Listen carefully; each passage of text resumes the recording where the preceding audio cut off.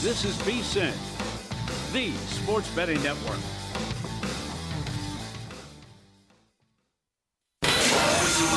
Follow the money. That's what I always say. Always follow the money. Yeah. This is Follow the Money with Mitch Moss and Pauly Howard on VSiN. Mitch Moss and Pauly Howard are here to make you a friend of ours. That would mean you were made, guy. Investigating what is and isn't legit. That's a Fugazi. All right? That's a Fugazi. I looked at it for 2 seconds. Seeing through the lines to make you a better. I know you know. And I know you know I know you know. The FTM Army is being sent for. In our thing, you get sent for, you go in alive, you come out dead. And it's your best friend that does it. These two wise guys would never steer you wrong. Forget about it. This is Real or Fugazi on Follow the Money. All right, here we go. A lot of positivity. I can't get enough of this Knicks story, and great for the Knicks fans. Andy Dufresne. I mean, they was so bad, that organization, in 9 straight years with a losing record, the Isaiah Thomas debacle, and they finally make the finals. This is Sam Quinn, CBS. The Knicks beating the Spurs is the NBA's dream scenario. Monster finals ratings, makes Wemby seem moral, forces OKC to get more aggressive to challenge him. A narrative goldmine. Real or Fugazi? Well, out of all of the remaining scenarios, I would have to say that's probably real. I mean, the best scenario ever is what Stern talked about years ago, Lakers, but how do you want to really put that together? Would be Knicks-Lakers, right? Yeah. Or Celtics-Lakers. So sure, I think that Wemby, because of the star power against New York, play those games in Madison Square Garden. I think that that's one of the all-time most anticipated series that we're going to get. And if they're good games anyway, yeah, the ratings will be insane. We're talking probably teetering on like Michael Jordan games, and also like the betting handle is going to be preposterous. Yes. So, Game 1 set a record, Western Conference Finals, highest rated. Game 2 set a record, period, for Game 2. The record, and this is before when we had like 30 channels, and there was no streaming, no Netflix, nothing. The highest ever conference final is a 16 rating. Jordan against the Knicks in 93. So everything, when you look at the top 10 rated, it's Jordan, and LeBron's first year with the Heat. But it's got a 16. If it's Wemby against the Knicks, and the whole world's going crazy for the Knicks, and they make it for the first time since 99, you are approaching Jordan numbers, no doubt. I would agree. Now, let me throw this at you real quick, too. And over the weekend, I was with a longtime buddy of mine who used to be a sports anchor on TV. So it goes back many years, and we were having this conversation. Before I could even get the words out of my mouth talking about the 90s with Jordan, he said, remember when they used to play games in the afternoon? I'm like, they used to put Jordan games at 3:30 Eastern, like 12:30 Pacific time, and the ratings were absurd. Why are we waiting until 8:30 Eastern time for these games on the weekend? Good point. You can put a game at 3:30 on a Sunday, and it will absolutely dominate. I concur. The only way you could top this Knicks run so far is if the record was 12-0. Because they had that stretch, the best 10-game run in NBA history with offense and statistically what they were doing. Second highest field goal percentage in a 10-game span. Single greatest effective field goal percentage in a 10-game span. History, not playoffs, history. Well, yeah, if they were undefeated going into the NBA Finals. But it's like people don't even remember it, and it's like, who cares? But that's why it's so also fun, because Mike Brown was on the hot seat, and they were losing their minds after McCollum beat them 2 games in a row. Well, no, I mean, if a team had a chance to go 16-0 in the NBA playoffs, that is I don't know how you top that. Yeah, but to what they've done, to go sweep, and the point differential, and you win in every game except one by double digits. It's nuts. No, I don't have this memorized in the NBA, but one of those Golden State teams, didn't they go 16-1? They did. So and I think the Lakers team. Yes. Oh, yeah. Their only loss was Game 1 of the Sixers and Allen Iverson, probably. Yeah, stepping over Lou. Yeah, that was it. So I mean, we're talking about rarefied air and something that could never be beat. By the way, Pauly. Yeah. Like that would be it. Also, take note, Boston Celtics, how important it is to close out a series early and get rest. The Knicks sweep, they catch a team off a 7-game series. The Knicks sweep, they catch a team off a 7-game series. Yeah. They were much better, but Cleveland was also gassed, and they gave up. Okay, you're going to agree with Will Hill on this. I think it's Fugazi. Do you think it's real or Fugazi that Caruso's the MVP? No, I think it's real. Absolutely real. I think he's got an excellent chance to win. If you got two guys unsolicited bringing that up on their podcast, oh, by the way, Caruso's the MVP, then I still think, to answer his question, what you asked him, I think 25-1 still worth it. You got a voter on record saying he's the MVP, and there's only 9 of them. But I will remind the audience here that I still have PTSD of that same voter telling us he was going to vote for Caleb Martin, and I had what was Caleb Martin that year? 100-1. Yeah, huge numbers. Yep. And he lost by 1 vote. So that stings a little bit, man. Yeah. And oh, by the way, first of all, we have to say this: the Thunder have to win the series. I mean, the Spurs. Sure. The market thinks the Spurs are going to win this game tonight. Yeah. No doubt. Agree or disagree with that? I'm at least glad we brought up Hart 75-1 though too, which I didn't think they would get past Colorado, but now he's down to 12-1. Sure. Colorado has to make a coaching change, real or Fugazi. I will say sitting at the blackjack table before Game 4 isn't the best look, but you just, come on. You can't run through the league, no problem, and then you get swept like that after you had 120 points and you made everyone look ridiculous. I think that's enough for Bernard. So I've had this conversation with others who are Golden Knight fans and pretty convinced that that was much more than just Makar being injured. You can't just pin that entire series on the Makar injury. No. And they got completely outplayed. And to lose a game when you're up 3-0 like that as I know. Goes a long way. Look, I mean, yep. If you're going to tell me that, I'll use this same franchise as an example here, the Golden Knights, if they got rid of Jared Gallant after, 2 years, and he took an expansion to be the Stanley Cup final, then anything's open. I will never, ever be surprised again with an NHL coaching change. That's true. Can't be. No, full marks to the Knights. How many organizations would do that? And how many would do? Well, gutsy move, man, and it worked out beautifully. And look at how it's working out this year with saying bye-bye to Cassidy. Unbelievable. So I'll see if you agree with this. You can actually look bad and make things worse even when you're eliminated. The Cleveland Cavaliers. Oh, 100%. You agree? This is real. Atkinson saying analytically we're up 2-1. And that goes back to the Celtics crap about, well, look at shot quality. We're okay. That's why they take 35 threes a game. And then they get swept and blasted by 37. And after they get swept, Harden said we were the better team. Yeah. How can you believe that? Well, how can you say that? They never in a million years should have lost game 1. That's fair, right? So what? They would have lost in 5 then. Well, yeah, maybe. You never know. I mean, you never know how the series is going to play out at that point. I would probably agree with that, but you never know. But by the way, Atkinson was doing like a weird smile. Like it was. I'm not going to call it like a condescending smile on his face, but I was like looking at the body language. Like, what is this? This is so fake right now. It's unbelievable. It was like, well, I took it as like a matter of fact, in your face. Analytically, we're up 2-1, so it's not that bad. When you look at the analytics and the shot quality, and we've been unlucky. I just think the team with this makeup, congratulations on making it to the Eastern Conference Finals. I think that's their ceiling. I know. Atkinson was exposed. Yeah. And you made the move for James Harden. You have made your bed. And the Eastern Conference is really deep, and I would never really anticipate this team to come out of the East. Fair enough. Can't get there. You are fired up, sky high, ready for Cape Fear. Bartum, Amy Adams, looks great, the remake. He says, I don't even want to touch what De Niro did. What do you think, coming to Apple in early June? Well, so I never watched the original back in, I think it was 61. Yeah, right. But I did watch the one of De Niro several times, and I thought it was absolutely phenomenal, and he played that role to perfection. Which guy would you want to play that kind of creepy villain again? Well, nobody is better at the villain role than Javier Bardem. Look no further than No Country for Old Men. It's as good as it gets. Yes. So, and this, by the way, is going to be a series, not a show, or not a movie.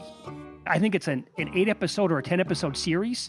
So how they can really dive into how big of a lunatic this guy is. Yes. Oh, my God. Sign me up every single time. Yes. Plus, with Scorsese and Spielberg combining on this. Yeah.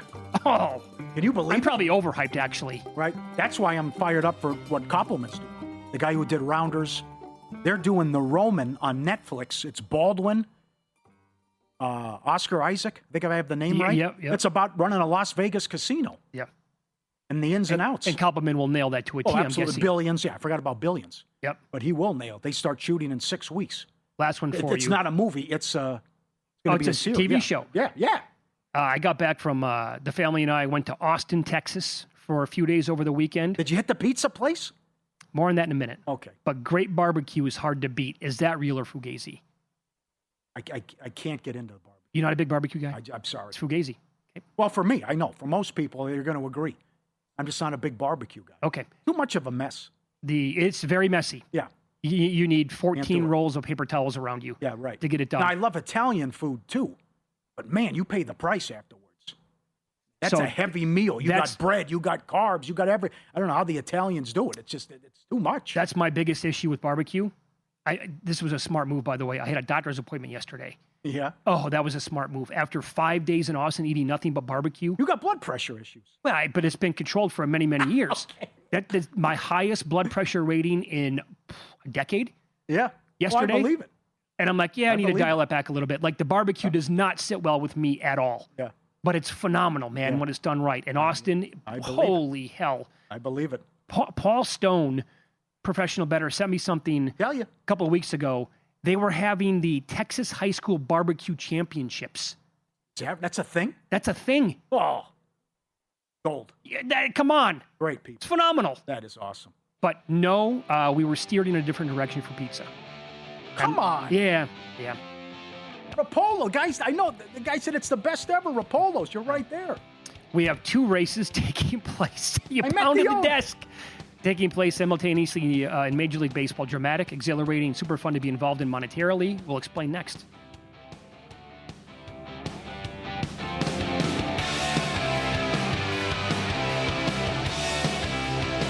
So you're listening to this podcast because you want an edge. But what if I told you you're only halfway there? You've got the mindset. Now it's time to get the toolkit to match. Here's the thing. Pro bettors spend thousands on data and tools, but what they don't want you to know is you can get the same edge for a fraction of the cost with VSiN Pro. With VSiN Pro, you get access to expert picks, public betting data, prop projections, powerful tools, analytics, and more. Tap the link in the description and see why thousands of bettors are already using VSiN Pro to cash more bets.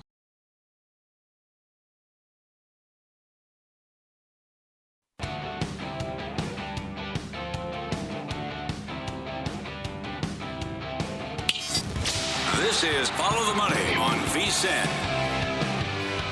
I can't get over how good this race is in the National League Cy Young. Well, market from our racket that we deal with every single day, trying to bet it, get the lowdown on it, have some big tickets if we can at all. But this is turning into, I don't know, a 6, 7, 8 pitcher race, I think. And it's like every time that one of the guys goes and they put up a masterful performance, you're like, yeah, he's the winner. Mm-hmm. Like Mizorowski the other day. Right.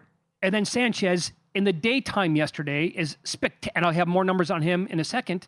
He's spectacular. And then, hold on a second here. Ohtani's going at night and he has a no-hitter through 6. And they pulled him at 99 pitches? Number one, Skeens has to be further down the list. That's now 4 bad starts for his high standard.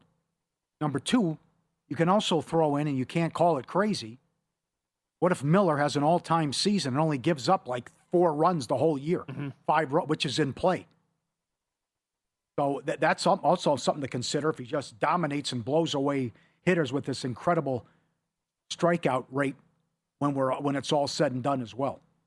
So I still think I can't believe the odds on Ohtani when he got a 0.82 ERA and what he's done. Mm-hmm. And I agree with everyone to say he wants to do it. He's going to go for it, and Dodgers are going to let him and allow it to happen. It very much appears that way, Pauly. Yeah. So Sanchez again, tremendous yesterday. His month of May, folks, 39 innings, 45 Ks, 0 earned runs, a whip of 0.72. So his 44 2/3 scoreless inning is a Phillies franchise record. And now it's 11th best overall. Of course, Orel Hershiser has 59 innings. That's the all-time record. If you're our age, you certainly remember that happening. But if Sanchez has another game where he goes out there and let's just call it 6 or maybe 7 innings and he doesn't give up anything, he's lurking by one start, like one complete game behind tying the all-time record. Juicy. So that's all going on. At the same time, as you mentioned, Ohtani with the no-hitter last night through 6, the lowest ERA in the first 9 starts of a season since earned runs became official in 1913. DeGrom has the lowest in 2021, 0.62. Ohtani is now 4th on the list at 0.82. Mm-hmm. Only Marichal and Dutch Leonard, along with DeGrom, better. Yeah. And then wait, so when Mizorowski goes out there in his next start and he throws 6 2/3 and he gives up 2 hits, no runs, and strikes out 14, where does he go to win this thing? How about Eddie's on the list from the 1919 Black Sox? Great movie, 8 Men Out, by the way. Oh, yeah, very good. How about that guy? His team was on the take. Incredible that he's on the list. And Zach Greinke, of all people. Well, that year that Greinke had was amazing, obviously. And this is a good tweet as well from J. Hay Kid. Mm-hmm. Just talking about the NL pitcher of the month for May. Sanchez, 0 runs, 39 innings. Mizorowski, 0.29 ERA, 49 Ks in 31 innings. Yeah. Shohei, 0.95 ERA. Kyle Harrison, 4-0, a 0.96. Chase Burns, 4-0, a 1.19. And Zach Wheeler, 4-0 with a 1.38. Got to give it to Miz. You'd have to give it to him? Yeah. Is that the guy that you'd bet right now? For the sheer dominance for pitcher of the month. He was 12-1, I think, as he was going in his last start. Incredible. I wish It's scary stuff. Yeah. Like when you watch these greats, when you watch Wemby, when you watch Miz and these guys, like, oh, they're only going to get better and improve. I mean, that's scary stuff. So Mason Miller right now at FanDuel is back to 100-1. He's going to have to overtake all those guys. I know what you're saying. What if his ERA is 0.3? That's too high. I know. Okay. He had one fluky outing when they brought him in a non-save situation, which you never do, but he gave up a couple runs. And then he had the Dodger game when it was an unearned run, and that's been it. I mean, he had that long stretch where he couldn't even get a hit off the guy. I'm trying to look at the board right now and figure out if there's somebody who could come. And I know some people who reached out to me and they were taking Kyle Harrison. Again, he's been awesome for the Brewers at 100-1. He has to overcome everything we just talked about. Could Wheeler do it? Here's my one betting takeaway. And he could, yes. You think Wheeler could? Yes. Yeah, I mean, if he just does this the entire year. I mean, are you with Will Hill on Cole? I don't think that's crazy. No, I don't think it's crazy either. He's dominant. Here's another guy, too. I've been looking all over for a week because he's ahead of schedule. I want to grab some Scooble, but I can't find him posted anywhere. So I got nothing for you in the National League. Pauly says maybe a little bit on Mason Miller. Again, circle that date, the All-Star game. I can't wait to lay it with the National League. And how about a team total under for the American League? They have to face all these guys. How are they going to score in that game? Hear you.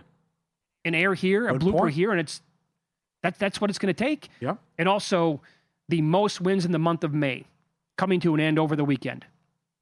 Right now, 3 teams are tied with 17. It's the Phillies, the Guardians, and the Brewers. The Phillies have 3 at the Dodgers this weekend. And the pitching matchups are Wheeler against Wroblewski, Painter against Sasaki, and Luzardo versus Yamamoto. So in pocket, I have Guardians, and they lost 2 of 3 to Washington, by the way. They are getting 3 against the Red Sox. Bayo against Ciccone. Okay. Gray Messick, and Suarez versus Bybee. I did not put Brewers in pocket, but I did say on the air I bet it last minute because I brought him up on the air so many times. They have 3 at the Astros. Weird pitching matchups here. Crow versus Teng, Sproat Lambert, and the Miz against Amai. Now, the Dodgers, again, they have 16 wins, and they get 3 against the Phillies. Here at Circa, if you bet it, the Brewers control their own destiny because the first tiebreaker is fewest losses. So if they win out, they're automatically going to win. The other places that offer it, Caesars, I think DK had it as well, comes down to a dead heat. I would say this, if you're on the Guardians or the Brewers, if the Phillies sweep the Dodgers, tip your cap. You just got to, that's all you can do. If they go to LA and win 3 games, they deserve to win this market. But I'm going to tell you this. I know they're struggling all of a sudden. I think the Rays sweep the Angels. Yeah. I know the Angels were good today. They beat up on the Tigers. What a bad run. But the pitching matchups are Martinez against Urena, Rasmussen against Detmers. Detmers was so good his last start, 14 Ks, but tough to do that again. Yeah. And then McClanahan gets your guy, Kakanowicz. Yeah. I think the Rays sweep the Angels and they're going to finish with 19. And they had multiple games postponed this month. Yes, I know. So they could come in and backdoor it with the few losses. Crazy. I know. Oh, it's a great racket. That's a fantastic race. Oh, I love it. And it's a great market. Absolutely. We'll have Chris Bellum on the show. I think, Luke, we're going to do Monday with him. Importer-exporter. Yeah, importer-exporter with the breakdown. Because here's the deal. People are already reaching out when we're going to do this. Circa hasn't posted odds. And Monday is June 1st, but it's all evening games. Yes, the odds will move between... if Circa doesn't post odds till Saturday, nothing we can do about it on this show anyway. But Caesar's odds will move. They're up already. But we want to make sure that the full market's going to be available at multiple books. And then we'll wait until Monday to bring Chris on and break down everything that he has to offer for it. Which, this race, there was one was it last year or the year before, where the Astros won it on the final day, and it was a crazy scenario. Yeah. But I think this market has been offered since 2023. This has to be a top 2 or top 3 months in terms of drama. And how many possible tiebreakers or scenarios are out there in it. Yep. Amazing. Can you explain the Cubs? Sports is crazy. It really is. What happened to Sinner? We're ready to put Wemby on Mount Rushmore. He no-shows, doesn't talk to the media. Cubs win 10 in a row, they lose 10 in a row. How does that happen? Forget about same season. It happened in a span of a month. Yeah. I can't believe it. I have no idea. Well, you're so hot, you can't be beat. With 15 in a row at home, whatever it was, and now you can't get out of your own way. Well, the Rays are the hottest team in the world. Yeah. And then kind of just watching the Orioles all of a sudden. Fell off some. Yes. Yeah. Yeah. The Guardians, again, blazing hot. It's great. Ran into a hot Nationals team with the bat. Yeah. Couldn't do anything about it. Colorado Avalanche. We're going to score 6 goals a game. Nothing you can do about it. Yeah. We're going to blow through everybody. And then we can't even win a game in a conference final. What do you make of the regular season? Golden Knights had 39 wins. Oh, it's outrageous. They were behind 8 teams that missed the playoffs. That's why I'm anti-hockey. I have to be anti-hockey. It's an outrage. But you look at the wins for all these teams that didn't make it, and then the wins that Vegas had, and they're in the Stanley Cup final, and you go back to 2006, and only one time in your stinking sport the best team has won? How can that be? We'd be livid if it was the NFL. You can't. It's absolutely meaningless, 100%. Throw out, who cares? The President's Trophy winners can't get it done other than the Blackhawks. It's a joke. I know. It's a joke. It's frustrating. It can't happen in your sport. You can't play 82 games and the best team never wins. It can't happen. Well, it always happens. Yeah, and that's why people will always say you never want to bet on the team that won the President's Trophy.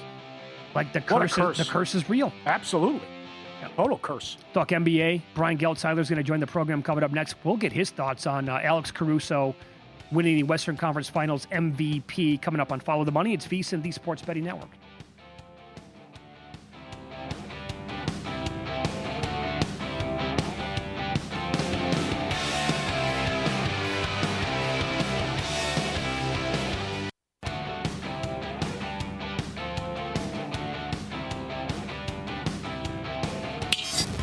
This is Follow the Money on VSiN. Got a good Game 6 tonight in the NBA Western Conference Finals as the San Antonio Spurs are 3.5-point favorites against the defending NBA champs, the Oklahoma City Thunder. We go out to the Progressive guest line here. Brian Geltzeiler, always kind enough to join us for a few minutes. You can follow him on X at BGeltzNBA, does NBA radio on SiriusXM. Hey, Brian, thanks for the time today. How are you? I'm great, guys. My pleasure. How we doing? Doing really well. We've been talking about this multiple times on the show so far today. And after Game 1, Alex Caruso was 100-1 to win the Western Conference Finals MVP, something that you've been able to bet on now for a handful of years. He's down to 20-1 as we speak going into the game tonight. Do you think he's live to win that award? I mean, I wouldn't rule it out, but I don't think it's probable. And I say, and because here's the thing. When you have a series like this, if they manage to win this series where they didn't have Jalen Williams for most of the series and didn't have A.J. Mitchell for a big chunk of the series, and they managed to win this series against a team that beat them 4 out of 5 times in the regular season, you're going to point to their main shot creator and Shai Gilgeous-Alexander as to why they are winning this series. So I just think in OKC winning the series, it's unless something crazy happens and Shai plays really poorly, whether they close it out tonight or close it out on Saturday night, and Shai plays poorly and we see Caruso put up a 25 and a 30, then you could potentially see that happen. But if Shai kind of does what he's been doing here and they manage to get one of these next two to win this series, I just think it's tough to see anybody else winning the MVP because, again, they are the thing that hurts them in this series right now is they're bereft of individual shot creators. And McCain, they've developed kind of into one on the fly, and he's done a nice job in the last two games, but it all starts and ends with SGA. And so I kind of think it's a nice story, Caruso, and he's a heck of a good role player, but taking as far to have him go MVP, he's going to have to do something extraordinary. Do we get game one Wembanyama tonight after he played so poorly and didn't talk to the media after game 5? I don't know if we'll get game one Wembanyama again because we won't see him that fresh again. We'll get something closer to that than the guy we saw in game 5. And listen, I think that a big problem and I'm sure you guys are going to ask me about this at one point, but I'll just bring it up now, is the officiating. And we'll talk about the OKC side and them on offense in a minute. What's happening to Victor Wembanyama off the ball, and listen, there's supposed to be freedom of movement rules in the NBA. And we do understand that they lift a little bit in the playoffs. But the pulling and the tugging and the leaning on Wembanyama, you're seeing situations with Wembanyama where it's almost like a tight end chipping on a pass rusher before he goes out for a pattern. Everybody's taking a little shot at him as they go by him. And if I'm Mitch Johnson tonight, big talk you're hearing is you got to get him the ball closer to the basket inside. Yeah. You just got to get him the ball. He's not seeing the ball enough. He doesn't see it enough of Fox on the floor. And the thing is, I think I'd have him initiating some offense. I'd run some inverted pick and rolls with him initiating with Hartenstein on him because, number one, on the ball, you're going to highlight Hartenstein's physicality on him more, hence more of a chance of Hartenstein to be called for fouls. And if you can play Hartenstein off the floor, that'll be good. Number two, I actually think Wemby can beat him pretty easily in space. So to me, I would just look everything to run through him, whether it's on the perimeter, inside. He's got to be the center of the universe because that's the other thing that happens here. The younger guys also, Castle and Harper, and even when you get to Carter Bryant and Champagnie and Vassell, they lose him too quickly. If they can't get him on the first look, and OKC did a very good job in Game 5 of denying that first look in, they're defaulting into threes they don't need to take too early in the shot clock instead of really trying to find different ways to get Wembanyama the ball, and that's their single greatest matchup advantage. Okay, so you brought it up. I hate talking about it, but we have to. It's what everyone's talking about and discussing, and you were on right before the playoffs started and said the biggest key to this playoffs is the whistle that OKC and SGA get. You've multiple people on ESPN saying it's hard to watch SGA, and they're also concerned if they go back-to-back, young people will emulate him with the flopping. Now that we've seen all this, what do you think now of what you tweeted and said before it started and what has been made in the rounds the last 48 hours? I stand by it, guys. I really do. I stand by it. He's hitting the ground every time he takes a shot. And guys, I said this to you off the air. I'm pro flopping. I get mocked in league circles because I believe flopping's gamesmanship. And if you can get away with it, you get away with it. They've taken it to a whole different level. And I don't even totally blame OKC as much as I blame the officiating crew because Tony Brothers' crew did not do a good job the other night. They fell for every single thing they could fall for. And McCain's doing it. And Lou Dort, who's built like a linebacker, he's flopping. It gets crazy. But I do think that the light being shined on it from a media standpoint over the course of the last day and a half, I think works in San Antonio's favor because this crew's not going to want to get mocked the way Tony Brothers' crew got mocked, and they're gonna be very aware of OKC flopping. And I think a lot of the calls we saw OKC get in Game 5, they're not going to get. The other thing was that embarrassing sequence with Mitch Johnson where Cason Wallace goaltended, and then the ball went off Holmgren's foot. He went to challenge. They didn't honor his challenge. Those are all ugly incidents for an officiating crew. And I think this officiating crew is going to, kind of be, and I'm not saying they're going to favor San Antonio. That's not where I'm going. Where I am going is that they're not going to reward OKC's gamesmanship to the extent that the last crew did. And I think that's a really big swing factor in a Game 6 that San Antonio has at home tonight. And I do like the Spurs a lot tonight, given the points. Yeah, very good answer. So you're going to lay the 3.5. It's Follow the Money here on VSiN, the Sports Betting Network. Our guest, Brian Geltzeiler, at BGeltz on X, SiriusXM NBA Radio. So we all agree that we think, fair point, by the way, Wemby probably won't have like the game one of the series because he was super fresh and he just had an all-time game, but he's going to have a good game. Other than Wemby, which Spurs player do you trust tonight, Brian? I think tonight is a referendum on De'Aaron Fox. Yes. Okay? I want you guys to think about what I'm going to say to you here. They're closer to trading De'Aaron Fox than anybody thinks. Yep. When Harper's this good, do I need to pay this guy $60 million a year in a second apron era? Am I better off filling in with depth and wings and kind of, build around Wemby and Castle and Harper, and I don't have to pay him $60 million. I'm going to have to extend Harper and Castle pretty soon anyway. So here's my point. For Fox, he's got a lot of value now. I don't know if he keeps that value as he goes forward. Tonight is a night where he's got to come out at home. And listen, he's been on a bad ankle, but he's shooting a whole lot for a guy on a bad ankle. And I know he's used to being a primary. He is. Yeah. And I know he's used to being a primary option on every team he's been on. You're not the primary option on this team. This is Victor Wembanyama's world, and you are living in it. Tonight's a night where you have to be really productive and happy living in it. Make sure he sees it a lot. Make sure you're getting out in transition, finding shooters. Fox has got to go back to being more of a distributing type of point guard. And don't get me wrong, guys. He's played an enormous role in Castle and Harper's development and his ability to be on the ball and off the ball this year. Because there's three guys that don't play one guard, point guard or shooting guard. Three guys that are just guards on the floor together. Tonight is a night that De'Aaron Fox needs to be a natural point guard and keep everybody involved getting good looks.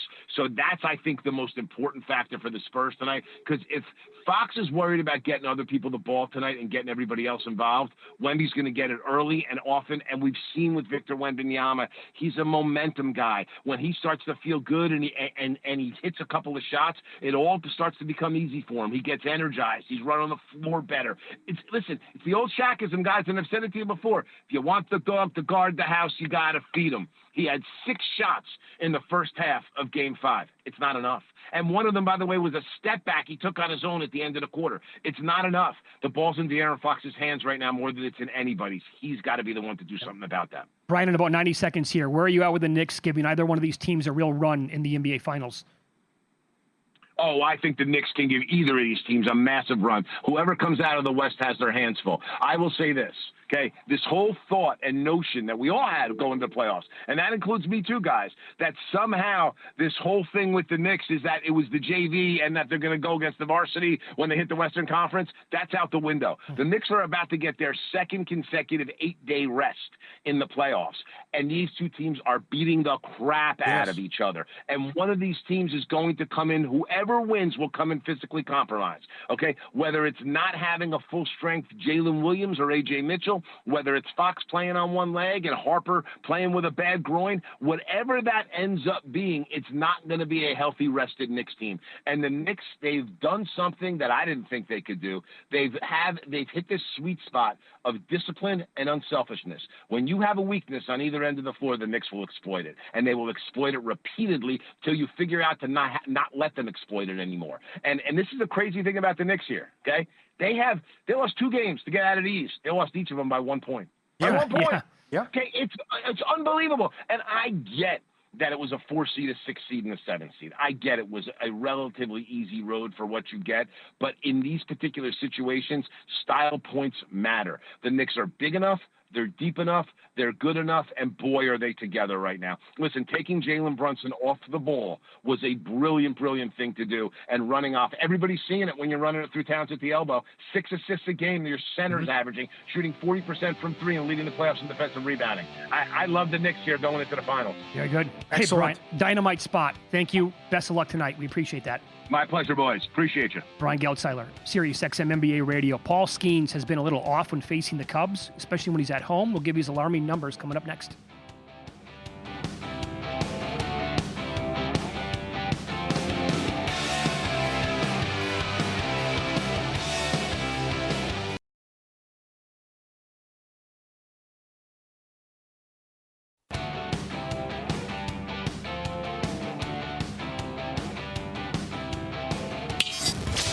This is Follow the Money on VSiN. We had a little baseball here coming up in a minute. The Skeens numbers against the Cubs, not great. But if you can find this, I know that at least one national book will offer 3-point attempts. If you can find free throw attempts by a player tonight, don't you have to look at Wembanyama? He had 12 in the last game, 9 before that, 10 in game 3, 13 in game 1. The low spot so far for him was game 2 when he only had 2 free throw attempts. Isn't he going to go to the line tonight based on everything that he was talking about? Brian Geltzeiler last segment? Yes. This needs to go away. The storyline has to stop. But with this team, it's on 2 years. So it was just incredible what transpired in the last game and what we see. And to his point, too, about not being fresh and treated like a tight end out there, Castle said that after the game. They're allowed to be physical, and we're not. And that can make a difference and swing a series. I loved his analysis on Fox, that it's a referendum. I've been calling him out all playoffs long. Yep. I mean, where's the guy who had the max deal and was so good with Sacramento that you won a division and were that, 250 to 1, obscene price, whatever it was. And if you're compromised, you're certainly shooting too much as well. He's 2 for 12 from 3 in the series. In the last 2 games, he shot 26% and 38%. When you have all these stars and you have the alien who can dominate, you can't be shooting that much. Well, I like Brian's point. He's like, on a bum ankle, guy shooting a lot. Right. Yeah, right. Let me throw this at you as well. Excellent. So, but I'm with you. I just feel that this is, to get this to be a 7th game on a Saturday night, and the Knicks are already there, and the Knicks are a monster, and you're looking at an unbelievable rating that could only be surpassed by Michael Jordan. I just think it's set up for, okay, we're in San Antonio. This is going to go a different route because the league doesn't like what's going on also. Do you know that Game 7 of the NBA Finals would be on a Friday night? Are you aware of that? Is that right? Oh, yeah. Yep. Dates are already set in stone. Wow. June 19th, Father's Day weekend, is a Friday night. That would be Game 7. That Knicks is interesting. versus the winner. Let me also give you this. Bizarre, yeah. Imagine this for 1 second. Because the Knicks would not be here if the Dallas Mavericks were a smart and a well-run organization. Absolutely. Okay. And as good as the West is every single year, and we're talking about this being the Spurs and the Thunder for the next 5-10 years, who knows? You still have to consider Nikola Jokic and the Nuggets. The Wolves are players.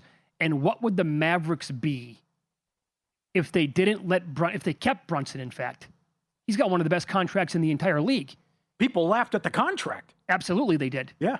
Oh, that came out again. So, yeah. People kept receipts about that. Oh, yeah. We can play that before the finals start. It's great. I love the move with the Knicks getting him. I didn't think it'd pay off like this. No, you were still begging for them to get superstars. Sure. And we're like, oh, this guy looks okay.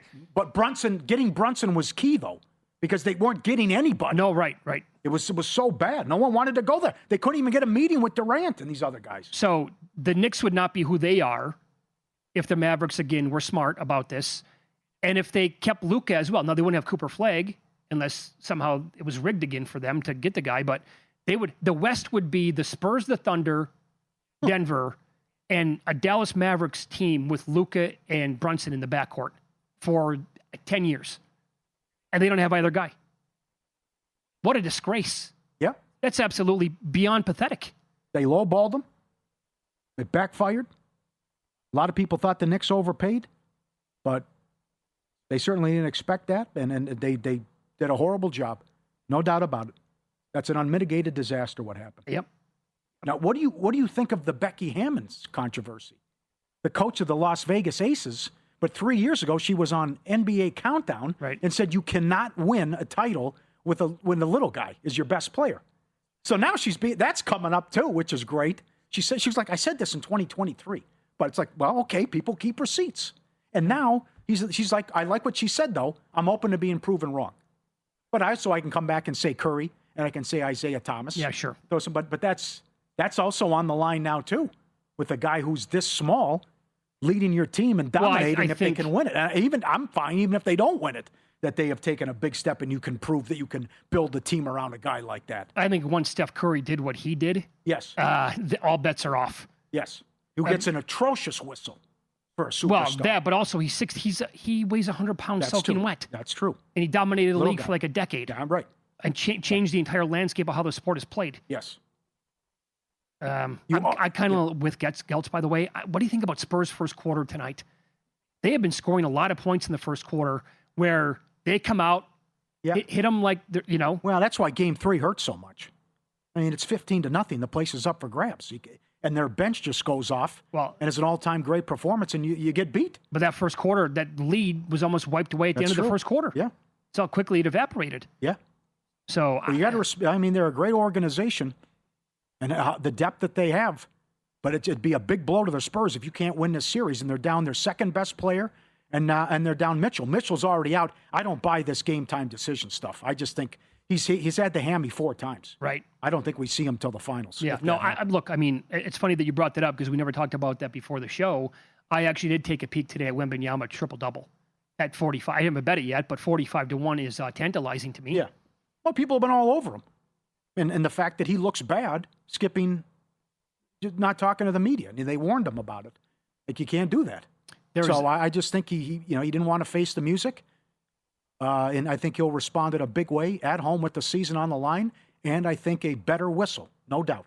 There is a gentleman who covers the San Antonio Spurs. I didn't write down his name, but he tweeted out, he said this, I'll remind people again that Tim Duncan for years never talked to the media unless it was after a loss, especially in the playoffs. Oh, really? And Tim Duncan would make it a point if they lost like 12 times, whatever, in the playoffs, right?